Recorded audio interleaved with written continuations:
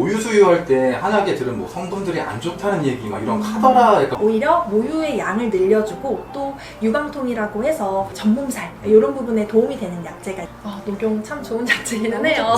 시너지 효과를 훨씬 더 낼 수가 있어서 단순히 녹용만 있어야 뭐 산후보약이 좋다 이런 건 아니고. 안녕하세요. 강남 타파니원 박인혜 원장입니다.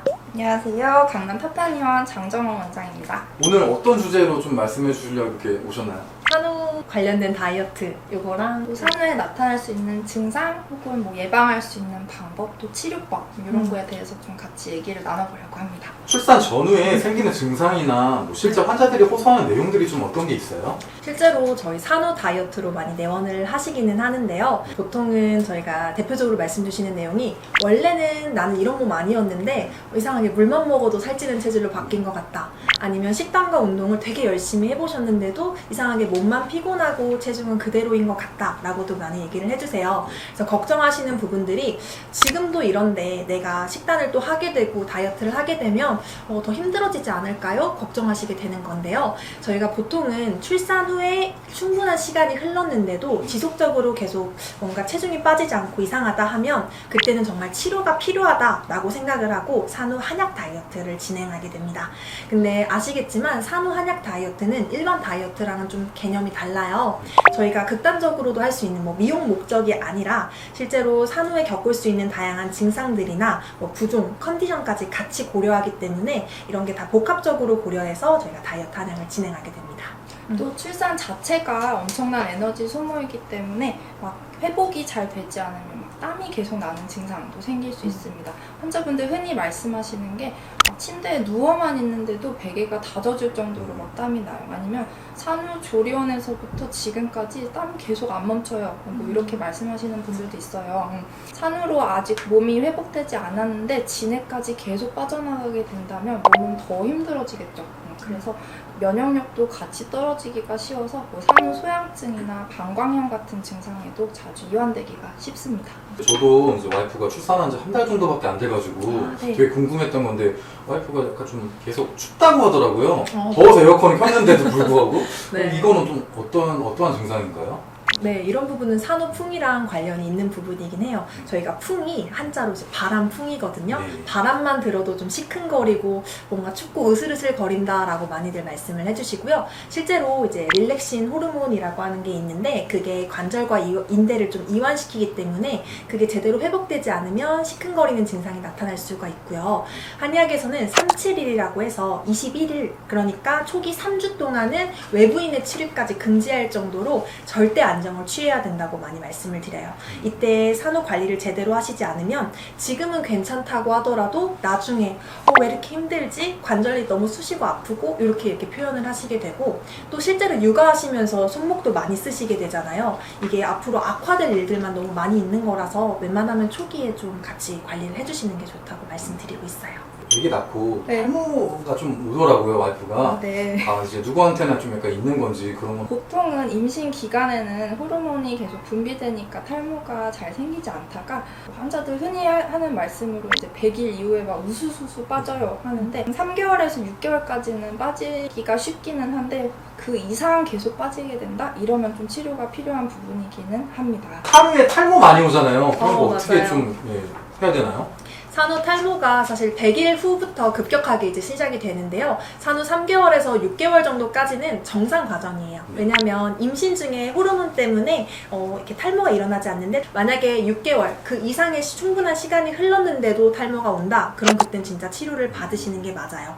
왜냐하면 임신 출산 자체가 급격한 호르몬의 변화 그리고 또 그것 때문에 신체 변화까지 나타날 수 있는 거라서 구태여 참으실 필요는 없고요. 이게 결국에는 또 스트레스로 이어지는 부분이라서 빨리 내원하셔서 치료 받으시는 게 맞습니다.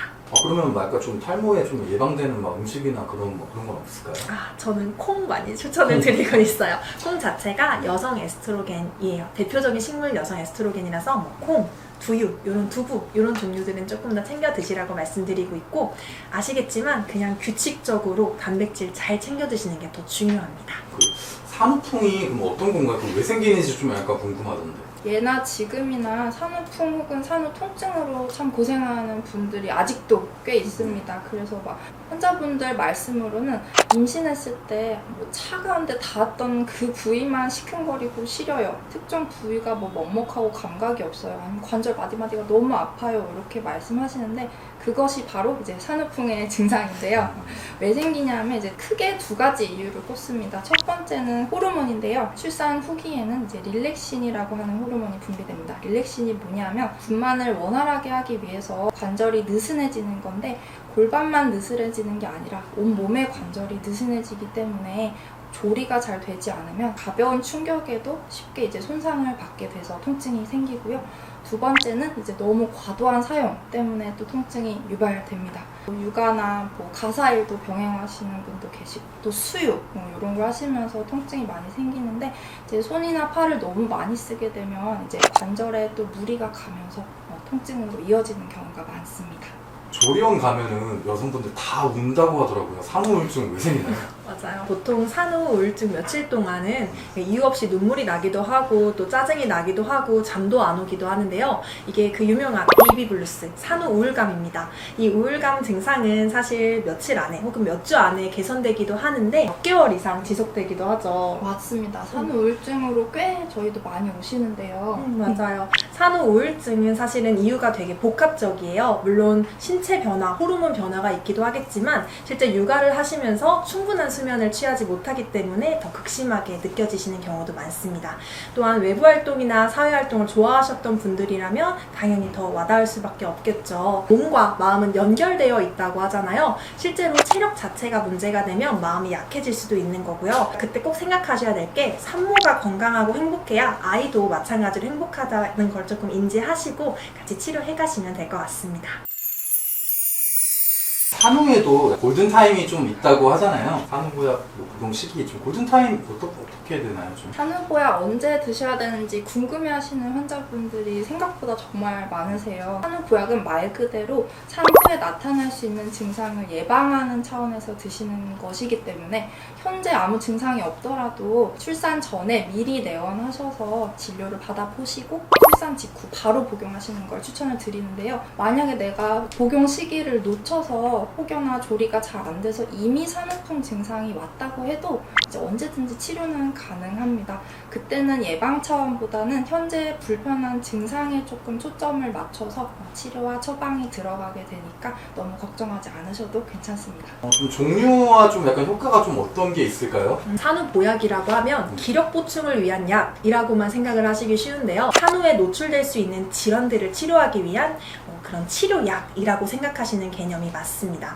그래서 사실 아시는 분들은 우리가 불수산이라고 해서 당귀, 천궁으로 이루어진 자궁 수축을 도와주는 약을 미리 복용하시기도 해요. 아무래도 출산 자체가 좀 부담이시라면 순산을 위해서 미리 드실 수도 있기는 하죠. 아시겠지만 산 전보다는 산후의 보약을 더 많이 드시긴 하죠. 맞습니다. 이럴 때는 대표적으로 이제 보허탕이라고 하는 이제 산후 대표적인 처방을 하게 되는데 뭐 인삼이나 황기 같은 기혈을 보하는 약재들 위주로 좀 처방을 구성하게 됩니다. 출산 자체가 에너지를 되게 많이 쏟는 과정이기도 하고 또 약해진 몸 상태로 육아를 하시다 보면 정신적으로도 힘들어질 수가 있기는 하거든요. 또 앞서 말씀드렸던 산후풍이나 뭐 산후탈모, 뭐 산후부종, 산후비만 이런 질환들을 조금 치료하기 위해서라도 저희가 고려해서 개별적으로 맞춤 처방은 다 들어가고 있습니다. 한 달 정도 됐는데 그럼 늦은 건가요, 지금 시기가? 한 달이면 뭐 문제되지는 않죠. 전혀, 지금부터 네, 전혀 늦지 하시면 않습니다. 됩니다. 네. 네. 산후보약에서 이제 뭐 녹용을 넣으면 뭐 좋다는 얘기도 있는데 녹용 좀 어떤가요? 녹용 참 좋은 자체기는 해요. 맞아요. 근데 출산 과정 중에 저희가 보통 정혈이 소모된다고 하거든요. 이 소모된 정혈을 녹용이 정말 대표적으로 잘 해줄 수 있는 약재인데 녹용이 안 맞으시는 분들도 사실은 있기는 해요.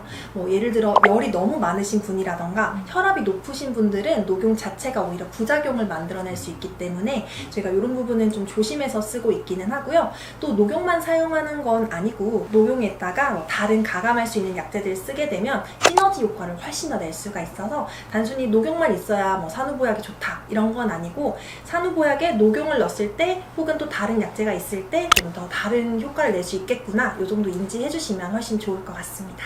사실 모유 수유할 때 한약에 들은 뭐 성분들이 안 좋다는 얘기 막 이런 카더라 약간 루머들이 많더라고요. 좀 맞아요. 그런 거는 좀 어떤가요? 사실 그런 말씀들 많이 해주시죠. 저도 사실 제가 산모분이라면 걱정될 것 같기는 해요. 실제로 모유 수유에 저희가 주의해서 써야 하는 약재가 있기도 한데요. 오히려 모유의 양을 늘려주고 또 유방통이라고 해서 전몸살 이런 부분에 도움이 되는 약재가 있기도 해요. 대표적으로 누로라고 하는 약재가 있기는 하고요.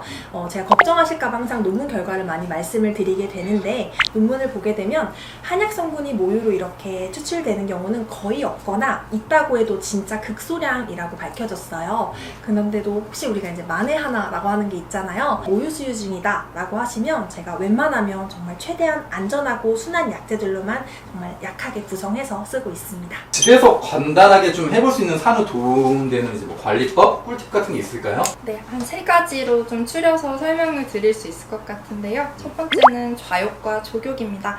좌욕과 조욕처럼 하체를 따뜻하게 하는 것들은 이제 자궁 쪽 혈액순환도 도와서 오로 배출이나 뭐 붓기를 뺀다거나 회음부 회복에도 도움을 받으실 수 있습니다. 두 번째는 이제 복대나 거들입니다. 그래서 산후 6주까지는 복대를 착용하시면 좀 늘어난 복벽을 회복시키는 데 도움을 받으실 수 있고요. 만약에 내가 복벽이 너무 늘어진다 하면은 복대보다는 오히려 거들을 좀 추천드립니다. 근데 이제 한 가지 아셔야 될 거는 너무 이제 조이는 그런 복대나 거들은 오히려 좀 순환을 방해할 수가 있어서 본인한테 맞는 좀 적절한 강도를 선택해 주시면 좋겠습니다. 세 번째는 손목 관리입니다. 이제 뭐 수유나 육아, 가사로 손목 통증이 정말 생기기 쉬운데요. 이를 지키기 위해서는 좀 엄지까지 잘 고정되는 쫀쫀한 재질의 손목 보호대를 좀 항상 착용해 주시면 좋고요. 뭐 파라핀과 같이 좀 손목 주변의 연부 조직을 좀 따뜻하게 이완시킬 수 있는 치료나 아니면 손목 스트레칭 같은 것들을 좀 수시로 해주시면 도움을 받으실 수 있습니다. 출산 후에 그럼 좋은 음식 좀 뭐가 있을까요? 미역국 진짜 많이 먹잖아요. 네. 맞아요. 저도 덕분에 많이 먹습니다.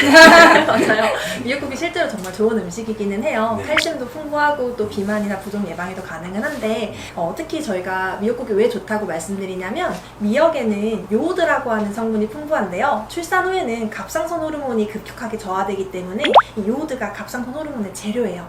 그래서 부족해진 호르몬을 좀 보충할 수 있다고 말씀을 드리고 있는 거고, 만약에 음식으로는 조금 부족한 것 같다 라고 말씀하시면 그때는 저희도 이제 한약을 쓰게 돼요. 그래서 당귀 청궁이라고 해서 혈액순환을 촉진하고 또 혈액을 좀 보충할 수 있는 약재를 쓰기도 하고요.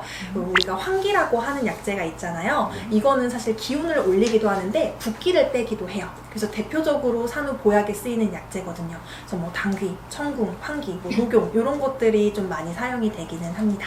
근데 아시겠지만 이런 한약재는 음식이 아니죠. 음식이 아니기 때문에 무작정 차로 막 많이 마신다기보다는 적절하게 진단 받으시고 처방 받으시는 게 맞다고 생각됩니다. 출산 후에 근데 운동은 또 언제 해야 되는지, 좀 무슨 운동 해야 되는지 궁금해하시는 분들 많을 것 같은데. 이제 임신 중에는 태아를 지탱하기 위해서 이제 근육이나 인대가 많이 늘어나게 되는데요. 대표적으로 좀 영향을 많이 받는 근육이 복직근이라고 하는 근육입니다. 그래서 출산 후에도 한동안 늘어난 채로 유지가 되는데, 환자분들께서 되게 많이 하시는 말씀이 자궁 크기는 원래대로 돌아왔다고 하는데 이 뱃살은 도무지 안 빠져요. 말씀을 하세요. 근데 이제 인대가 채 다치지도 않은 채로 이 뱃살을 빼보겠다고 막 스쿼트나 플랭크 같은 막 고강도의 무리한 운동을 하면 오히려 회복이 더뎌질 수가 있습니다. 그래서 제가 추천드리는 거는 뭐 가벼운 걷기 정도, 아니면 뭐 스트레칭이나 뭐 가벼운 맨몸 운동을 추천드리고요. 이제 골반의 장기를 지탱하는 골반 저근육도 강화시키는 것이 좋아서 케겔 운동 또한 추천드리겠습니다. 많은 분들이 경험하실 출산, 하지만 미리 알고 제대로 관리하지 않는다면 아이를 키우는 내내 혹은 그 한참까지도 고생을 하게 됩니다. 네, 산후조리는 흔히 여성의 평생 건강을 좌우한다고 하잖아요. 그렇죠. 오늘 영상으로 산후 후유증의 치료와 예방, 또 관리에 대해서 도움을 받으시길 바라겠습니다. 오늘 영상이 좋으셨다면 좋아요, 댓글, 구독, 알림 설정까지 부탁드립니다. 감사합니다.